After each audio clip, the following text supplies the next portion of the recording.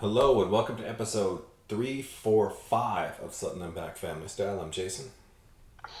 Bill, it's been an interesting week again. I think the first thing I want to say is that I'm so sorry to see the Florida State's quarterback suffer that injury. That was a terrible, terrible injury. It really was. That was catastrophic in the way that Joe Theismann, for those of you that are my age, or Alex Smith. I mean, it was a very terrible injury that'll, I don't know if you come back from it or not. I mean, it's just horrible. Horrible. And, I don't know what it affects their chance for the playoffs, but it's kind of irrelevant. I mean, you worry more about the guy than the playoffs at this point. Without a doubt. Some of us do, put it that way. Most of us should. All of us should, not most of us. Yeah, it was devastating. We got a three-team Heisman Trophy race between Jake Daniels, Bo Nix, and Michael Penix. Yeah. It's really sorted itself out to those three. I mean, Bo Nix looks ridiculous. He does. He looks. The numbers he's putting up. He looks like the quarterback that. Remember, he's one of those names where it's like if you're paying attention to sports and football. He was mentioned coming into college as like this is the guy, and then he wasn't, and now he's finally living up to his potential, right? Yeah, they had a special on him the other day talking about because he grew up an Auburn fan, and that's where he wanted to go. And maybe the pressure about being there and in that situation, he really couldn't be himself. But he looks like he's really found himself in that Oregon offense. Yeah. So, and I think the crazy thing is, we always think NFL and draft, especially we'll get to our Steeler moment later, but you got Penix, Nix, Drake May, Caleb Williams, maybe Jaden Daniels from LSU. Like, you're going to have 5 or 6 potential first-round quarterbacks again this year, and that's pretty exciting. Yeah. And I might be forgetting somebody, but that's still a pretty good chunk. And we have a lot of quarterback-needy teams. Some more close to us than others. Yeah.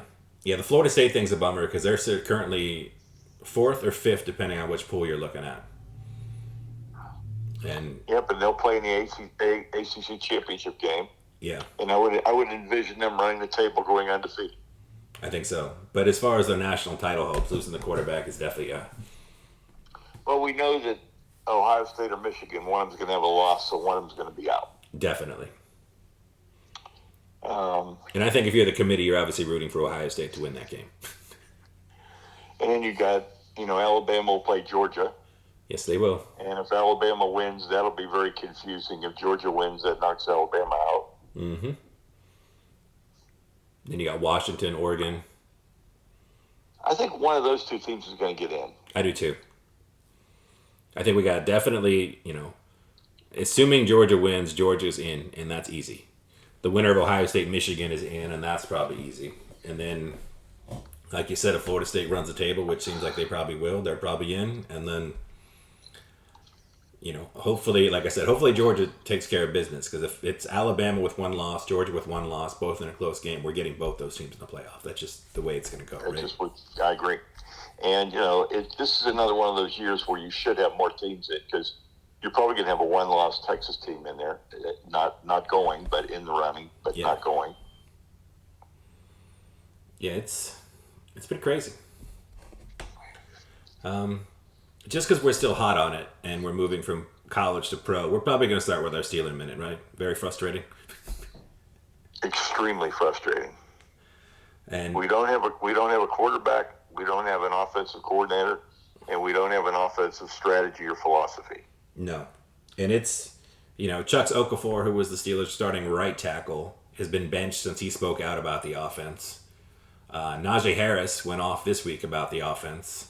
And as you pointed out from watching ESPN, Orlovsky, Ryan, and, we've heard, Foxworth, and just about every announcer, whether you're talking PFF, the nerdy, numbers guys, or just the old school guys like Rex Ryan, have just berated the Steelers offense for 2 years.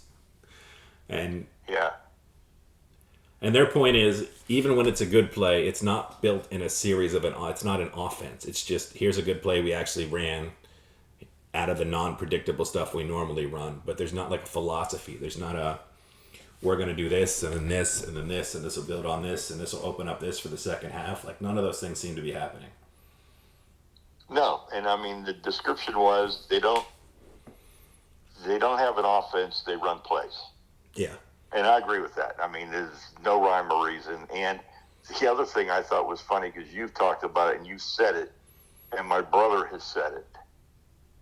But Rex Ryan and Dominic Foxworth both said anybody can sit there and tell you what the play is. Yeah. And there's no deception. There's no intrigue. There's no insight. It's a high school play, and they run a high school play. Yeah. And again, you're talking about professional, top of the world defensive players and defensive coaches on the other teams. You're not even talking about, because again, every fan, and having bartended in a sports bar, like everybody knows more than they probably do know. But for once with the Steelers, you can actually listen to the fans. They do know what plays are coming. And if the fans know, the defense knows. And even they showed like on PFF, which I know is a sort of, analytic site that isn't the most exciting to go look at, but when they're in this formation, they run the ball 89% of the time. And if you're a defense and that's the tendency, you just tee off, right? Well, they were teeing off all day yesterday. I mean, it was like a jailbreak every play. Yeah. Because they knew he wasn't going to throw the ball downfield. It was going to be a short pass or a run. And they were like 8-9 guys in a box all day long.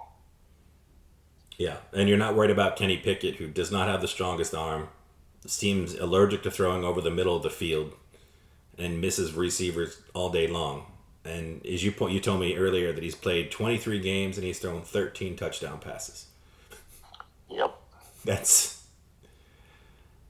just crazy, And and like I said, now you've got rumblings on the offense, and even I'm going to say this, as good as the defense has been, and I know they're sort of a weird defense because they're really high in points scored, but they're like 30th and 28th and other things, so it's kind of hard to gauge. But I feel like the defense has been good enough to win. Oh, yeah. I feel like when I watch, the Browns, for instance, even though Myles Garrett is easily one of the best defensive players in the league, I feel like the Browns move him around and scheme him open. Whereas with TJ Watt and Highsmith, it's just like, go get the quarterback, which I know is probably enough. But if you have somebody that special and you give them an advantage of a scheme, I think you're opening up a whole ball game for yourself, right? Yeah, I do. Like, I feel like every time it's just, okay, TJ Watt, go get the quarterback. And it's like, what if we ran, some stunts to your side or some other forms of blitz, like do something to like make your job even easier.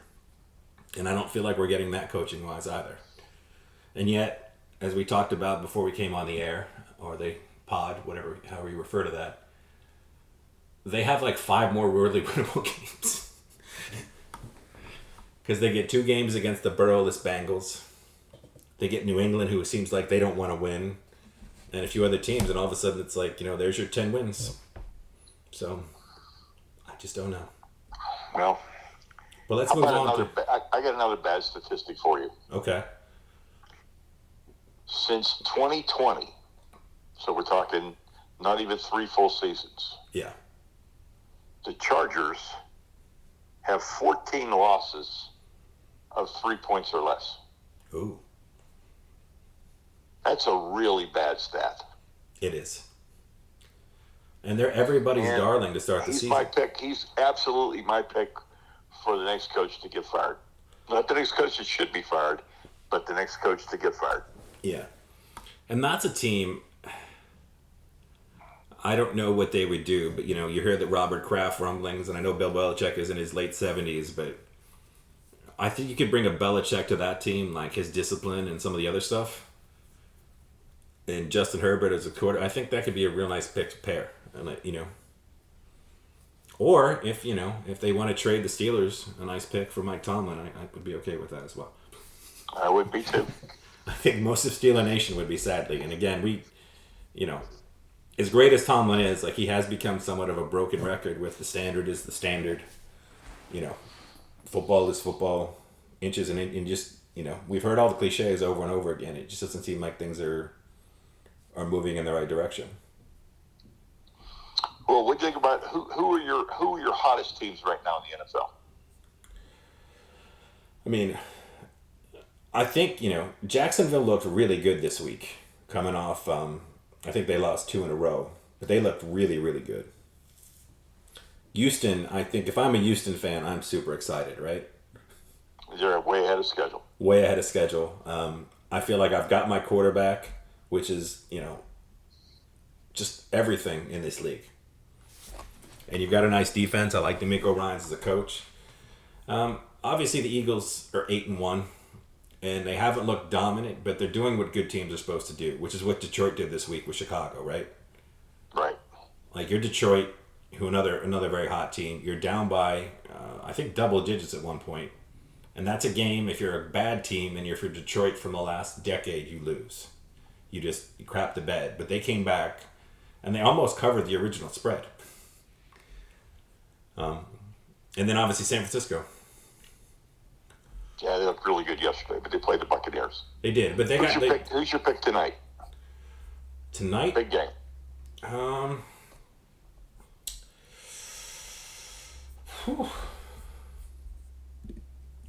Let's see.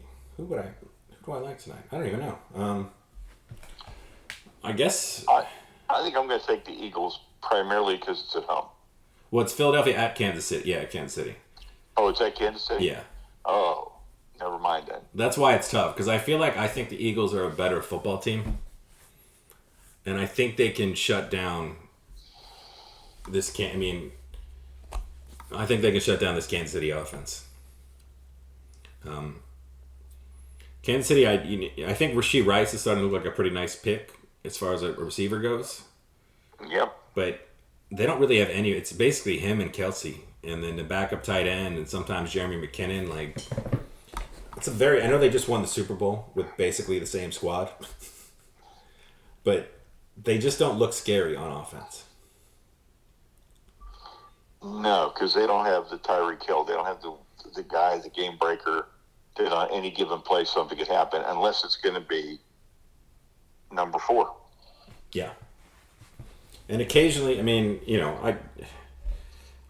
I was nervous because I traded away Kadarius Toney from my fantasy team, which I know people love hearing about fantasy, but you've seen a guy that his 4 games he's played healthy this career, going back to his time with the Giants, he looks like Tyreek Hill when he gets the ball in his hands, but I guess he just can't do it. No. I think we need to mention the Dolphins, who look pretty good again. Mm-hmm. Who else is it? The Dolphins seem to have a tough time on the really big game. Yeah, they do. And, Tyreek Hill's been, it seems like he gets a little dinged up almost every game right now. So if I'm the Dolphins, I might be thinking about not worrying about him getting 2,000 yards this year and worried about making sure he's there healthy at the end. And then Devon Achane is a little Got hurt again yesterday. Got hurt again yesterday. That was the worry about a guy like that. Like, he has all the speed in the world, and he's an incredible runner with the ball in his hands, but he's also pretty small and pretty slight. And is he going to be able to stay healthy? Is he somebody you can count on 16, 17 weeks during the football season plus playoffs? And as of right now, the answer looks like it might be no. I think we can't not mention the Broncos, who are now 5-5, Dave. Absolutely. They've won 4 in a row. And, they have a tough... I watched that game last night. Thank God I was here on the West Coast because I was exhausted from getting up so early in the morning. But I said to your mother, I said, I don't know how, but Denver's going to win this game. They're going to grease this thing out, and they did. Yeah. Well, their defense is playing well again. Javonte Williams looks really nice at running back. And then, they've got Sutton. They've got a couple receivers. Judy, yeah. But listen to their schedule. They host the Browns next week, which they could squeak out a nice, 14-12 win, whatever that would be. Then they're at the Texans, who we like, at the Chargers, at the Lions. Then they host the Patriots, the Chargers, and they finish at the Raiders. So it's not an easy schedule, but... No. But they are playing much better than they picked, as we picked them for last in their division. Yeah. And their last 4 weeks, they beat the Packers, the Chiefs, the Bills, and the Vikings. That's pretty nice. Yeah. I don't know what that means for Russell Wilson moving forward or Sean Payton or how this all works out, but, not bad. Dallas looks good, but I feel like Dallas is sort of where they've been every year for the last decade, right? Although Dak is playing, their offense is playing fairly consistently right now. They look pretty good. Yeah. I would not take them against the Eagles just because I don't think they're a tough team. No. And that's been the history of Dallas all along. It's never been a tough team. No, because I don't think I would pick them against a healthy San Francisco. I wouldn't take them against a healthy Philadelphia. I'd be hard pressed maybe to take them against the Lions. Because as it would stand right now, they would be going to Detroit for a playoff game if that came. If the numbers worked out. So I kind of view them as the fourth best team still in the NFC. And then the NFC South is still just a crap show. 5-5. Nobody wants to win. Yeah, 5-5 leads that division, but Atlanta's 4-6, Tampa Bay's 4-6. That could go anywhere. Where every other race feels like it's kind of working itself out. Except the AFC East. Let's switch gears and go to the NBA. Okay, let's do it. I want to talk T-Wolves at first and Anthony Edwards. Well, absolutely. You got to give the T-Wolves the love. They're wearing their old. They're wearing their original uniforms too. That's their old school uniform. Yeah. Well, I'm just going to read these. These are the top 8 teams in the West right now. The T-Wolves, followed by our Oklahoma City Thunder, the Nugs, the Kings, the Mavericks, the Lakers, the Rockets, who were surprising, and the Suns. That's your top 8 right now. That's pretty incredible. It is, right? I saw that earlier. And granted, Denver, they're down Jamal Murray, and that makes a big difference. But Minnesota, 9-3, plus point differential. They're 8-2 in their last 10. And we talked about it a little bit before we came on. And Anthony Edwards looks like easily a top 10 player in the NBA right now, if not maybe higher. Yeah, and we talked offline, and I said playing the international tournament. Yeah, I thought really gave him some confidence. He got to play with better players. I think it brought out a lot in his game. I think he came back a totally changed player, and he's a dominant player. He's an early look for an MVP. And I think what you can see by watching them with body language, everything else, like, there's no question whose team the Minnesota Timberwolves are. It's not Cat's team. It's definitely not Rudy Gobert's team. It's Anthony Edwards' team, right? No question. Yep. And I think, I think up until maybe last season, it was still supposed to be Cat's team. And it's clearly that it's not his team anymore, and it seems like he's accepted that. And, between Jaden McDaniels, they've got length, they've got size. You got Naz Reid. Like, that's a really formidable team. And the fact it's Anthony Edwards' team, that's the right personality. Yeah. I mean, Cat's kind of too laid back to be the leader of that team. But Anthony Edwards is the right guy. Yeah, he's got the dog in him, or whatever you want to phrase that phrase. Like, he's that guy, and he looks great. And then Oklahoma City Thunder at number 2. They still have a little bit of a size issue because Chet gets pushed around a little bit. They don't really have a backup big, but they're 10-4, and they look really, really good. He threw in a Steph 3-pointer the other night, falling out of bounds, just like Steph would. It was amazing for somebody that size to take that shot. Yeah. And just like we talked about with Edwards, like, Chet's got a nasty streak to him that you like to see. Yeah. Which is kind of surprising, but he's got it for sure. Yeah. And I think it probably helped that he was forced to miss his rookie. Not that it's ever good to miss time, but he came back as an afterthought, Like, he's no longer the big 7-footer everybody cares about. It's Wemby, and it's no longer him. And I just think, a little extra chip for the extra shoulder, for the shoulder. Yeah. And then, like we mentioned, the Nuggets, Jamal Murray's out, and that's a giant blow to that team. I think they'll still be able to hang around and still be a top 5, top 6 seed, but that's a big thing to keep one eye on. They're going to be fine. Yeah. They're going to be fine. And then since De'Aaron Fox... What about your LA teams? What's that? What about your LA teams? Well, we saw that our favorite player on our... Russ requested to come off the bench to try and help with making that a winning team, which is nice to see, right? Yeah.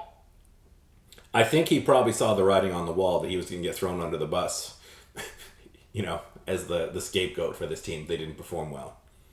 And, it's probably the right call, too. It probably is. That team's just a mess. It is. An expensive mess, but a mess. Yeah. And I don't know where you go. I mean, you have 3 guys that can't stay healthy, and then, whatever Harden ends up giving you, like, it's a very weird team. Yep. And what about the Lakers? They need a lot from LeBron every single night. Yeah, they don't need 20 minutes of LeBron, as we talked about, I think, last week or the week before on the show. If that was the game plan, throw that out the window, because that's impossible.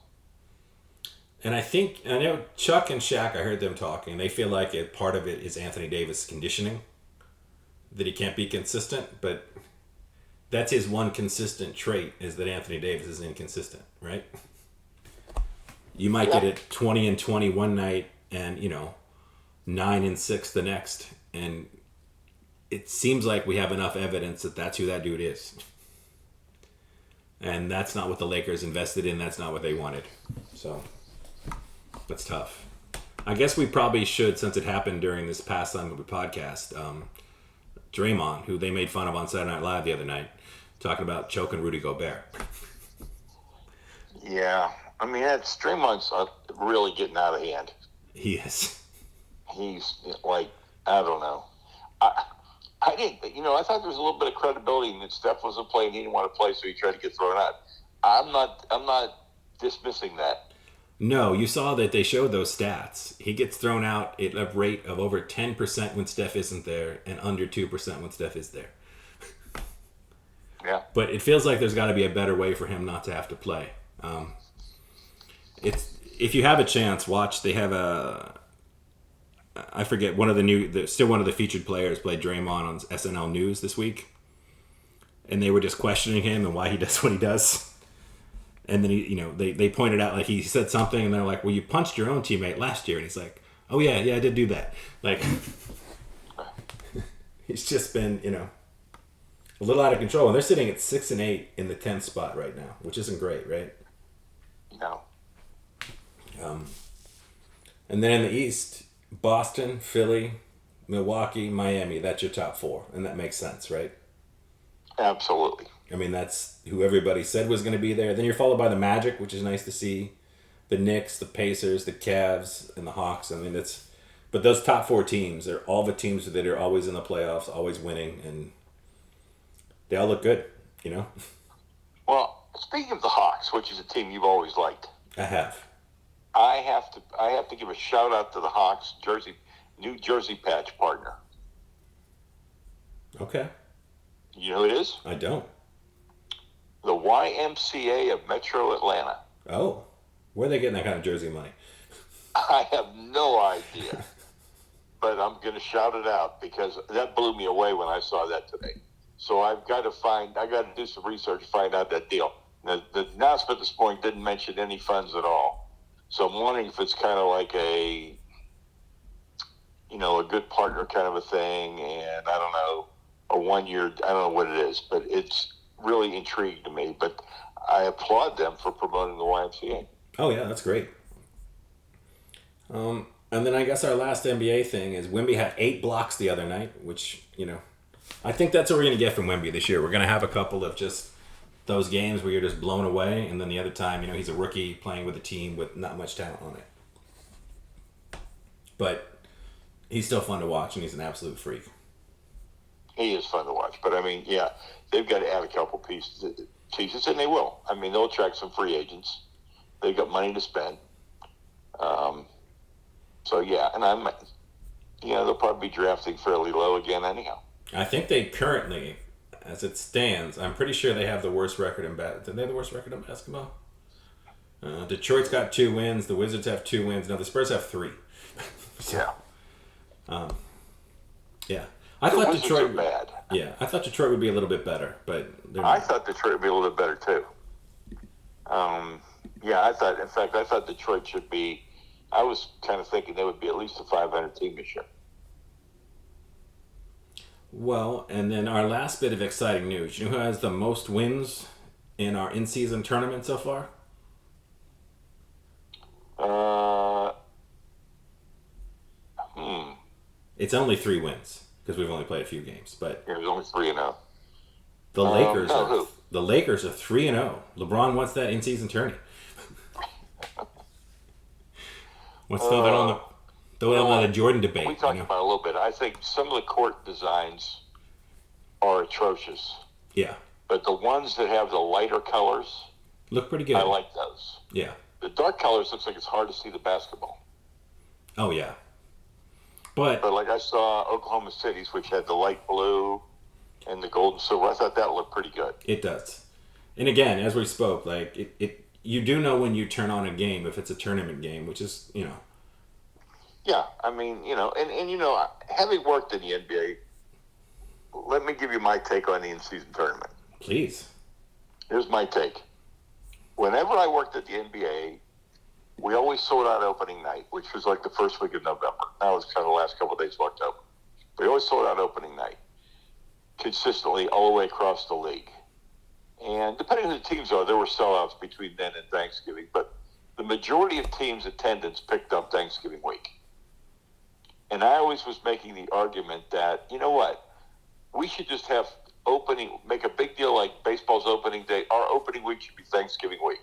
I think so. We should open the Wednesday before Thanksgiving and just blow it out that whole weekend, right? Makes total sense, yes. And nobody liked that idea, but that's what I said. So this in-season tournament is a way of doing exactly what I said, that you're trying to figure out a way to sell those games in November. That's what you're trying to do.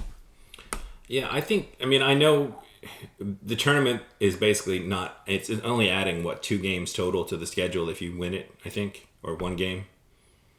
1 additional game. It's something, so these are regular. Not much at all, yeah. But I heard somebody, and I hate not being able to credit where credit is due, but I like this idea, is that for the in-season tournament, you got the uniforms, you got the court, right? Right. And then you should take a page out of baseball and allow the teams to sort of tweak the court. So you could get rid of the corner 3, or you could remove, if you're a team that has Dame on it, you could move the 3-pointer back. Like, you would have rules, but like maybe you could move the 3-pointer back like 2 feet just for the tournament games. Because you got Dame Lillard or you got Steph, and you can be like, no, our 3's further back if you're playing us on the our home court tournament. So like kind of tweak some of the rules a little bit. I know it's tough because it's part of the regular season schedule, but I did kind of like that idea. Huh. Okay. Yeah. I'm open to anything. Yeah, I think so. I mean, like I said, I just thought, it might be fun. Yeah. Yeah. Or have a 4-pointer, have a 5-pointer. Yeah, I'm fine. Like I said, I think you can do stuff like that, it's not going to hurt. I think it'd be kind of fun. No. I'm feeling a little bit better. I forgot to say this from the NFL, but the Bills don't look like they're very good, and I predicted them not to be very good. So maybe I wasn't quite as wrong. Bills are having some problems right now. But although they played really well yesterday, but who did they play? The Jets, who did finally bench Zach Wilson. So he has more time to date your mom, I guess, since he can't play football. Yeah, I mean, the Jets are, if I'm Aaron Rodgers, I'm slowing down that rehab now, for sure. Yeah. I'm not thinking about coming back in December to play for that team. No, and I don't think it was all Zach Wilson, but their offense, I know they got Bryce Hall and some other pieces, but they don't seem like they're quite, I don't know how you would put it, but they don't seem like they're really there, right? No, and I think that, when Aaron Rodgers got hurt, it took a lot of the wind out of the sails. It did. And, they were combative for a while, but now pretty much fate is inevitable. So, I mean, they're not playing well. No. And I like the coach. I like Saul a lot. It's just tough to, you're in New York. It's tough. Yeah, and it's, you heard his stance. It almost sounded like he didn't want to keep playing Zach Wilson. He needed the rope from Zama to screw himself over. So, yeah. I don't know. Well, speaking of quarterbacks, you saw that the Browns picked up Joe Flacco yesterday. I did for the practice squad. Yeah. Yeah. Even if he's just there eventually to be like a sounding board for, what do they call him? DTR? No. Yeah, DTR? Something like that, yeah. Something like that, yeah. It felt like he maybe shouldn't have a nickname yet, but he did anyway. And we'll see how it goes. And before we move on to our normal end of the show stuff, we have to just one more shout out to Jalen Warren, undrafted out of Oklahoma State, your alma mater, and he's just awesome. Yeah. I don't know. I agree. Mighty Mouse. We were kind of in, the negative on the Steelers stuff, but I forgot to mention just how good he is. Like he had another 150 yards and a touchdown, including a 75-yard touchdown, which was pretty much all of their offense this week. And that's not a shot at Najee or anybody else. It's just he deserves a shout out with all our negative Steeler talk. He was phenomenal. Yeah. And he apparently never takes off his helmet, and it's going back to high school. Whenever he's on the field, the helmet is on. And they pointed that out during the broadcast last night. I have noticed that my fantasy team has not lost a game since I started him. Yeah. Very nice. Yep. And I'm very pleased that I'm down to 2 quarterbacks on my fantasy team, and they both had phenomenal days yesterday, Justin Herbert and Brock Purdy. Yeah, they both did. Wow, yeah. Life is good. Well, talking about entertainment, I watched the end of Bosch Legacy and really loved it. Highly recommend it. Very well done. And I just read Michael Connelly's new book called Resurrection Walk, which combines the Bosch character with the Lincoln Lawyer character and has Maddie and all the other characters in it. And it's really, really good. So I'll shout that out. If you're looking for a nice holiday read or holiday gift, Resurrection Walk by Michael Connelly. Okay. Yeah. My entertainment moment is more a frustrating one. I feel like this applies probably to the insurance industry, but it definitely applies to the internet service providers in our world.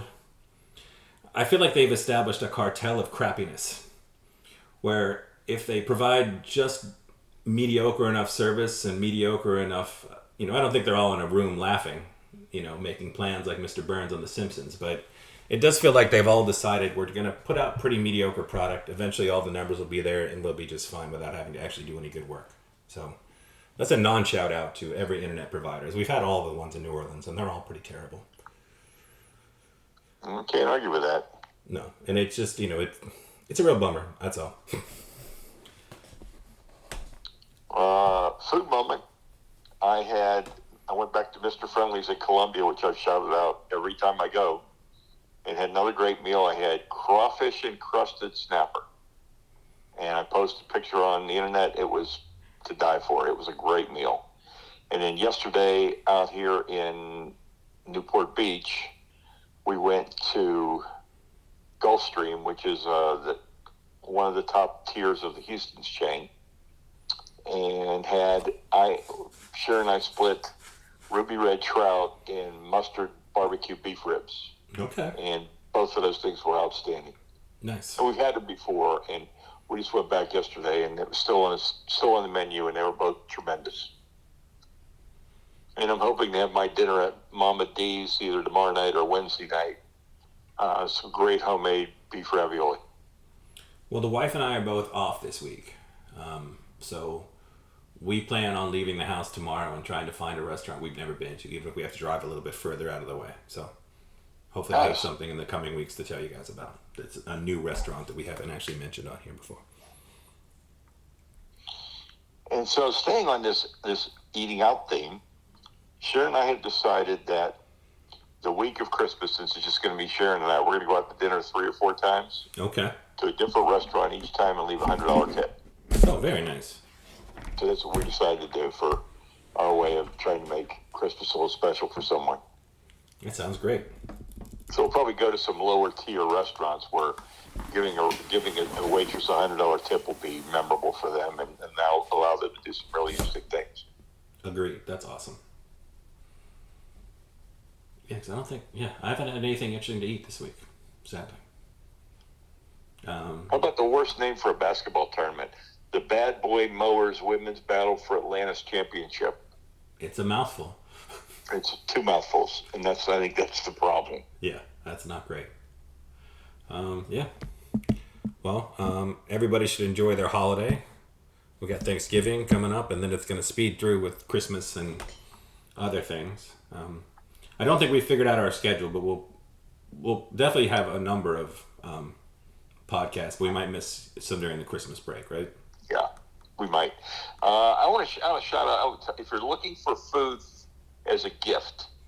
Yes. I always talk about Goldbelly, and one of the places on Goldbelly is Ferrara's Bakery in New York.